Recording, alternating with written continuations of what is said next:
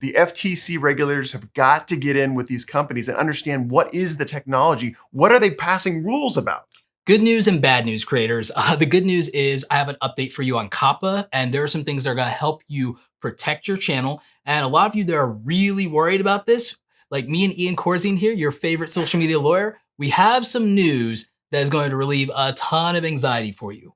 The bad news is, well, we'll get to that in a minute. Hey everybody, this is Roberto Blake helping you create something awesome today. Welcome back to the channel. For those of you new here, I am a creative entrepreneur, public speaker, and YouTube certified marketer here to help you grow your brand and your business online. And today, to help us, I have my good friend Ian Corzine. How are you doing, man? I'm doing great. Thank you so much. Yeah, thank you. And thank you for all the work you've done on COPPA. This is an important issue for the YouTube community, and it directly impacts anyone trying to make a living on the platform.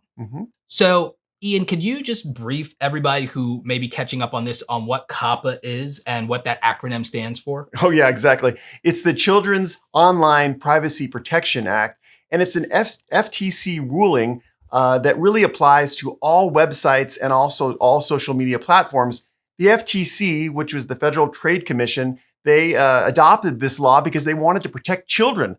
They wanted to have children protected so they wouldn't give up their personal information online. And it's a really laudable goal. It just, the way it's been interpreted of late is really the bane of the existence to YouTubers. And that's just YouTubers. COPPA is going to apply to other platforms. It's going to come for TikTok and Twitch and Instagram and anywhere basically that's a social media platform or appliance. And the reason that we're concerned about this and that many of you in the YouTube community are concerned is because YouTube was fined by the FTC, the federal government, for $170 million.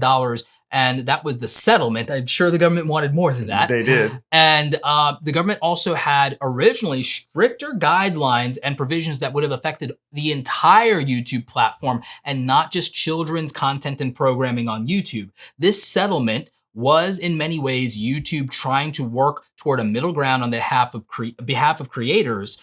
They didn't get everything they want. The government didn't get everything they want. We certainly didn't get what we wanted or the way I would have had it. Agreed. But you know what they say, and you're a lawyer, isn't a good negotiation one where everyone walks away disappointed? That's always what they say, for sure. And I think that's the case. I think YouTube creators and other social media platform creators feel that way too. And I am disappointed in the sense that I feel like there's more YouTube could have done in this. And I also am disappointed with the FTC in the fact that they are only now doing outreach to content creators and only now educating themselves about our experience on the platform and the way we make our money. Agreed. The fact is that they didn't know that targeted advertising pays differently than non-targeted advertising. They assumed it was the same rate, which from a business standpoint is woefully ignorant, because the reason that you and I make money from personalized targeted ads on YouTube is because it would make more sense for me to put things in place that say, gee, maybe I only want to run ads to my subscribers, Ian, but YouTube needs cookies and data to determine whether you're a subscriber or a viewer of mine. It needs to collect some information from you to make that determination. And what it's going to do is it's going to help me not waste my budget.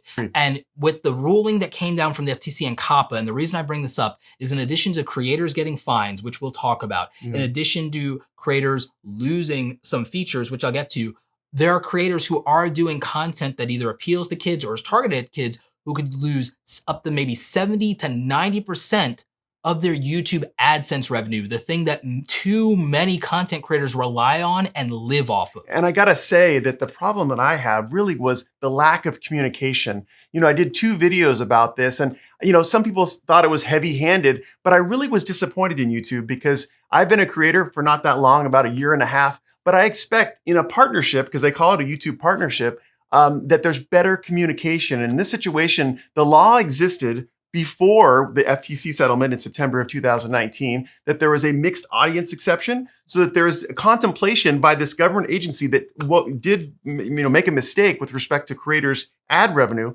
but there was an understanding way back in 2015 that there was a mixed audience exception to COPPA. And so I do think that YouTube should have come out and said, listen, we're trying to sort this thing out. We need to separate kids under 13 content from adults and teen content. We're figuring out how to do it. Have some patience. We don't want to demonetize anybody, but we're probably going to have to make some changes. That would have been so much better than for kids, not for kids. Yeah, no, I totally agree with you, Ian. It is the thing that I'm disappointed in. I've come to generally accept being disappointed with YouTube on the communication aspect. I will defend them on so many things, and many people criticize me for that. But the thing is, I just see it very pragmatically. I have a utilitarian view of almost everything because how I feel about something never will change the reality. It will only change how I react. And so that's when I tell creators that we have to take responsibility for how we operate on the platform, how we operate our businesses and the systems and the things that we rely on. We have to understand changes will be made without our permission. Changes will be made without our input and without our consent. And the thing is, we can make changes that will help us have more of a say in these things. But until and unless that happens, we still have to run our businesses day to day, and we have to figure out a way to move forward. Well, I want to get to that, but I also want to get to the point you made to me yesterday, which I did not know about. And you said, Ian, I have a different context as far as YouTube goes. YouTube is a bunch of engineers. Yeah. And often they have business people too, but this was probably an engineering first decision on their part. So we as creators have to give them a little bit of, patience because we don't have a different context, right? I mean, exactly. It's the platform serves 2 billion viewers that are logged in every month. We also have 29 million monetized YouTube partners on the platform as part of the YouTube community. And of course, we have probably up to twice as many who are not monetized. Wow. That's a lot to think about. That's a lot of people to take into consideration. And that's an engineering nightmare. It's a nightmare to think about how to program some of these problems. And so I think the binary option for my nerds out there, zeros and ones, the binary option for my nerds out there is for kids and not for kids. We all experience the hardship and pain of when YouTube tries to apply things to the algorithm, the platform at scale. Yeah. I think that this was the calculation they made. This is my assumption is this is the thing that requires the least heavy-handed approach to changing the base code of YouTube. And if I really think about that, I want them to monkey with the algorithm less, not more. Agreed. I think everyone here has some anxiety about that. Here's the good news for content creators though, even though I would have loved for them to be another checkbox for this mixed audience exception. Yeah. I do understand that there are bad actors who will exploit that. We don't need me to comment on that. We have Nerd City for that, thank God. Most entertaining channel, most entertaining channel in the YouTube culture, right? I love Nerd City so much. Good. But and so they can make their video about this and who those bad actors might be. Wink, wink, nudge, nudge. But the thing that I do take to heart that you need to take away from this as a content creator is the mixed exception rule exists in the law, if not in the YouTube system. And so we need to, in many cases, kind of set aside the YouTube system and look at the rule of law. And that's where we have Ian to help us and to navigate and interpret this. Because what you and I discussed is the fact that this law protects the creators and that have a mixed audience. So all of those animation and anime channels, those gaming channels, those doll collectors, trading card collectors, and those nostalgia toy and figurine collectors are not making content directed at children. Intent is also part of the law. Intent is part of the law, and that's part of the legal framework and language. And then having the mixed audience also is what we would refer to as that empirical evidence. Agreed. And the thing is, the federal government has no interest in wasting resources, time, and manpower. They don't have it. They don't have it to pursue. They're one of the least funded government regulatory agencies there is. So they don't even have the bandwidth to pursue and find most of these borderline YouTubers. I agree with that, but for some creators, it's not good enough to say you're probably okay. Yes. One of the things that I do a lot of times in my life is I go to sleep and I worry when I wake up in the middle of the night. And a lot of times the reason I'm probably okay, right? Yeah. But there's that one chance where I wake up and I do animation for a D&D game. And it's mostly for adults, but I could see how it could be a kid's thing. And maybe I'm the guy that they make an example of. What are you saying to those creators who just want a black and white answer? I'm okay, I'm not. Black and white answers in most things in life don't exist. And YouTube itself is not black and white. When you decide to be a content creator, you had to take a leap of faith to do that. Every time you turn on the camera, you're taking a leap of faith. Every time you turn on that camera, you're accepting the possibility that people won't like you. People are going to criticize you in the comments, that somebody's going to say you're canceled. And And so in the same way, there's nothing on YouTube that's guaranteed, but you have to trust that you had the right intent, and you just have to be honest with yourself. And if you know you're operating with integrity, here's the thing. If the worst should happen, people like me and Ian are going to fight for you and we're going to have your back. So something I want to bring up and something I want to move into is the fact that we talked about the fines. Content creators have the most anxiety around these $42,530 Look at potential you remembered. fine. Yes. Yeah, no, Yeah. I don't even have my notes, guys. And so this fine, the word up to Yes. is the key indicator in that. And then I read, and you brought this up as well, that in the law that they are specifically going to consider whether the extent of that fine eliminates your capacity and ability to operate and continue to stay in business, because they don't have the goal of bankrupting you. Agreed. That's something that I even didn't understand that until I read the law more. Yeah. And I think that there were a lot of people that, probably even me included, that hyped that up a lot more. Yeah. My concern in general was I think they should have rebuilt this law from the ground up instead of applying rules that were designed in 1998 and then trying to amend them and then updated in, 2013 and trying to amend them. They weren't going to do this again and look at this again until 2023. Well, yeah, it brings up a larger issue too, which you've said, and that is, how do we make laws going forward? Because we have a lot of legislators and executive officials that make these laws. It was a joke on one of the videos that I watched that they don't even have a cell phone.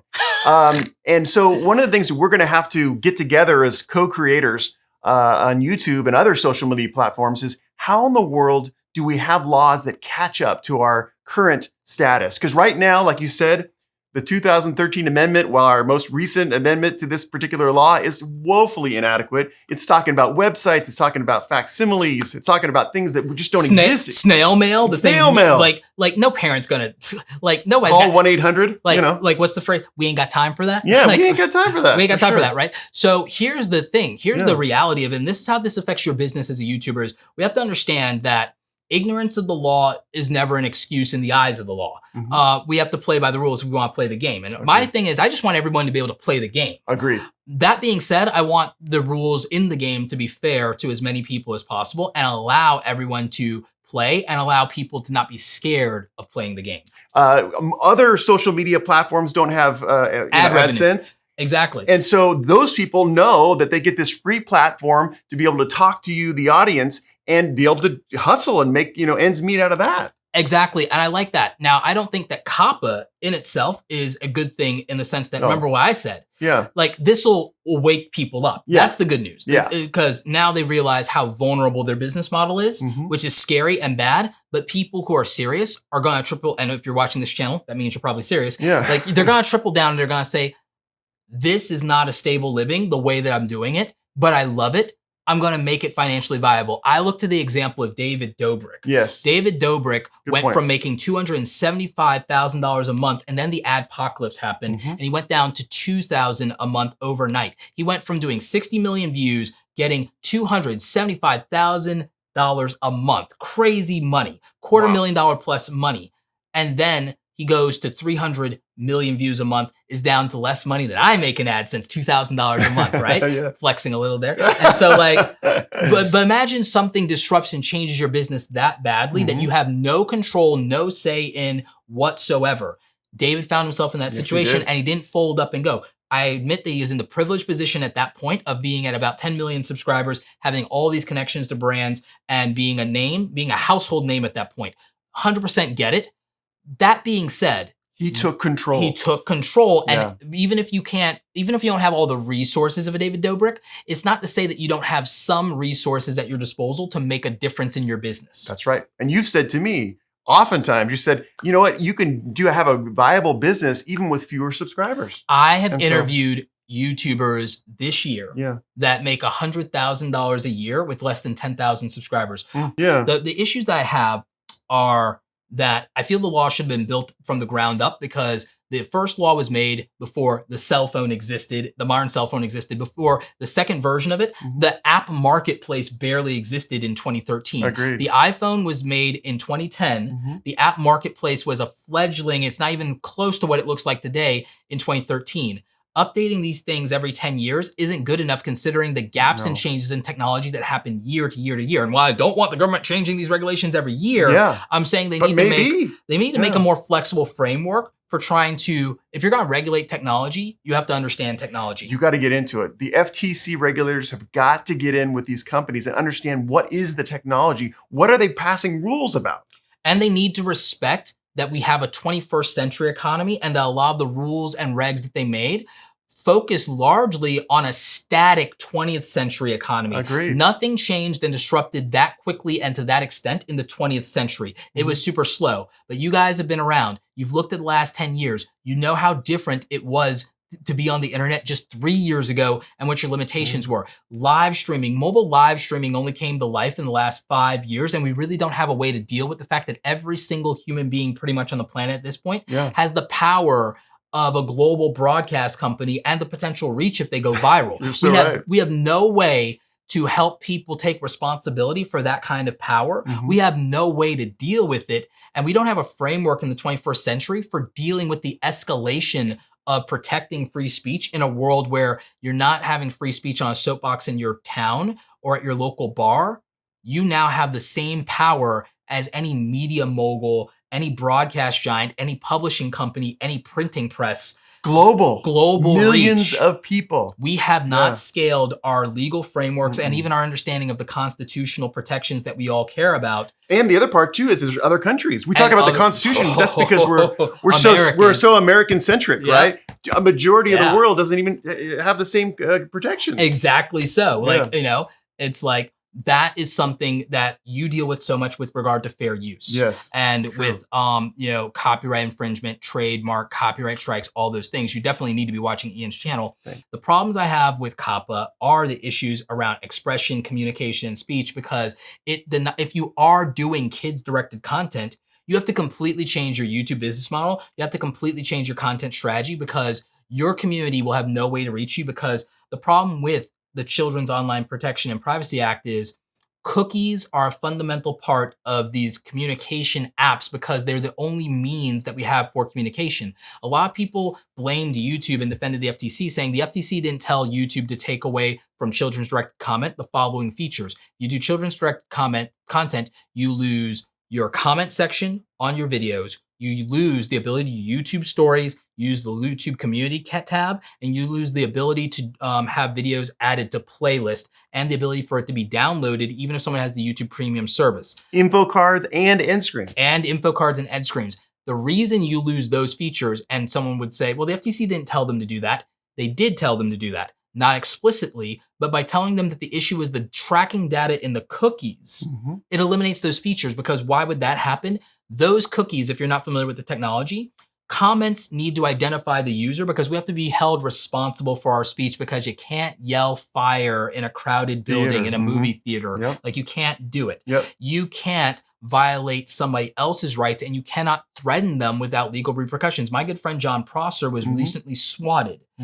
Data in some cases does protect other people you communicate with, because you have to be held responsible and liable for the way that you communicate, especially when it commits harm toward another party.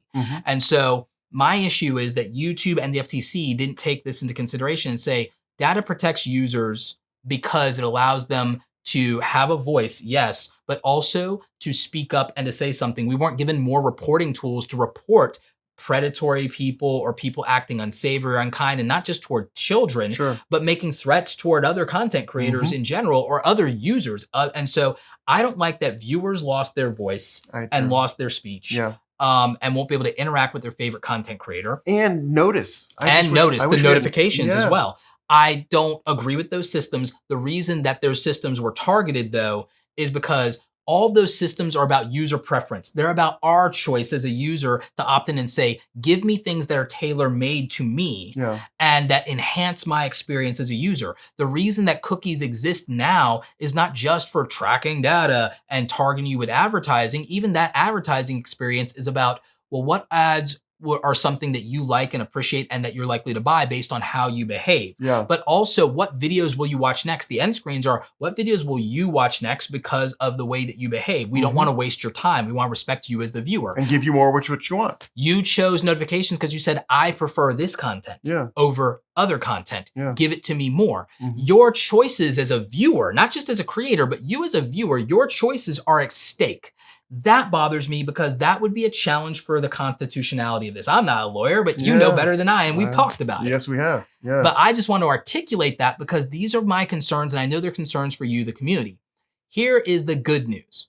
I'm going to be making more YouTube business content to help you get away from AdSense. AdSense, I know that it's a great opportunity and gateway for entrepreneurial habits, passive income, but it is the most vulnerable and unsustainable way to make your livelihood in the YouTube ecosystem right now because you have no say, no control, and you can lose it for any number of reasons. There's so many ways for you to be demonetized or lose AdSense or have AdSense go down that you don't even know about. And I'm gonna be making content. Some of those titles you're not gonna like. They're not gonna coddle you. They're gonna be aggressive as hell, and you're not gonna like them. But you're gonna love the information because you're gonna be informed and you're gonna be armed to make a real decision in your business that's gonna protect you. And the first thing you gotta do is you gotta let go of the idea that you're gonna make a living as a YouTuber on AdSense. And remember that if you are a content creator in TikTok, Instagram, Facebook, and Twitch, or back in the day, Vine or Snapchat, you would have not had the crutch of AdSense because ads would show up to the viewer and you would never get a cut of it. You would not be included in that deal. The good news is, you're gonna thank me because you're gonna end up with 5 other revenue streams. But you also got to understand that if you start a business, you got to do it correctly. And you have to have a team as professionals to help you out. And that's why it's really important that I can't wait for your videos to come out because I can help in that regard as a social media lawyer with people who want to start their business and need some legal advice. Well, that's why I brought you onto my team. Ian is a proud member of Team Roberto. And like you guys have heard me talk about it, I had to go from being a solo creator and a solo entrepreneur. And I spent 2019, you guys know I took a break from content to build Team Roberto and to get serious about my business and to go back to basics and go back to the foundation. And I'm going to take all of you with me on that. I'm going to get us to building real businesses that provide for our families, let us become job creators, and don't have us in fear of social media algorithms forever because we're going to own our traffic and own our audience. We're not going to be in fear of the advertising agencies and the culture of that because we're not going to rely on the revenue. We're going to become part of that because we're going to start building our own products and we're going to start buying ads. And then we're going to have a better empathy and understanding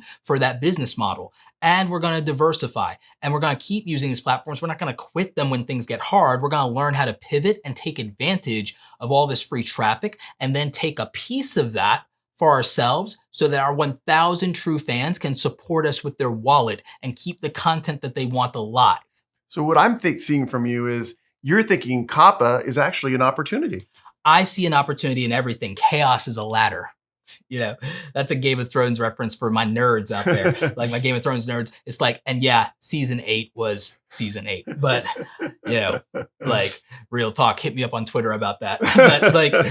But Ian, do you have any final thoughts about COPPA for the audience and things that they can do besides obviously you need to label your content appropriately and act in good faith? Well, I think you'd have to have a good intent. I think one of the ways you can demonstrate that is by having a disclaimer in your description. It's not a guarantee foolproof remedy for not being sued by the FTC or having a problem with YouTube. However, it's a good way to demonstrate that, listen, I want to put forth content that's for kids over the age of 13 years old, teen or adult content, and I want to be open and transparent about that. I think that's a good step in the right direction. And I think what you're talking about is actually something that's really changed in my mind, which is it is an opportunity. This is kind of a major shift in the social media atmosphere, and we can take advantage of it. It's an opportunity to treat our YouTube channels, our Instagram accounts as businesses, do it in a professional way, and make some good money. Now, for those of you who do make children's content, I'm gonna do a different video about COPPA for you and the things you need to do moving forward because you're about to see a major hit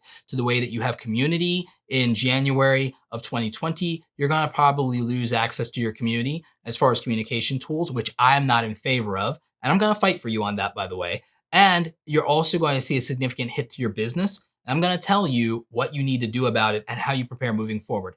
Anyway, guys, question of the day. Did you learn something new today? And how do you feel about COPPA and the FTC? Keep it polite.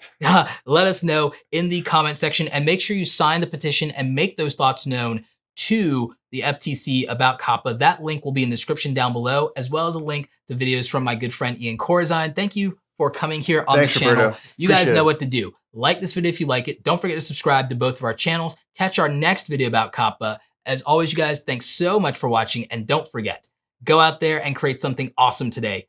And hey, FTC, chill out. Take care.